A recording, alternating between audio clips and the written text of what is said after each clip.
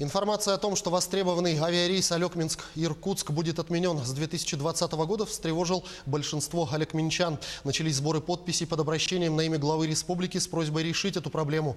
В День Конституции России состоялся прямой диалог видеосвязи для жительницы Алекминска, которая обратилась в приемную дистанционно. Возможность напрямую получить ответ от председателя правительства Республики Саха-Якутия Солодова Владимира Викторовича появилась у жительницы Алекминского района. Вопрос проблемный, собравший более 1500 подписей. О необходимости прямого рейса между городами Алекминск и Иркутск в 2020 году.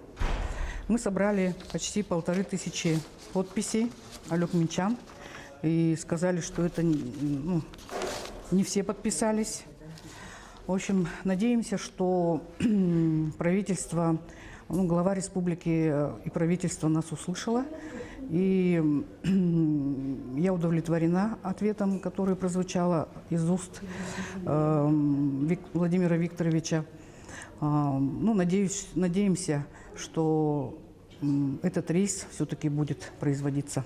Обещание, что ситуация изменится в один день, не последовало, а вот предложения по решению были.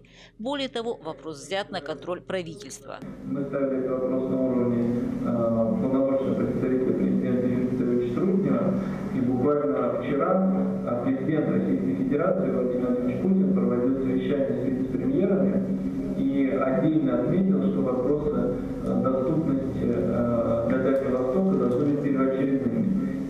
Ранее вопрос транспортного сообщения Алекминского района уже поднимался при заместителе председателя правительства Ольги Валерьевны Балабкиной. Елена Фаст, Алекминск.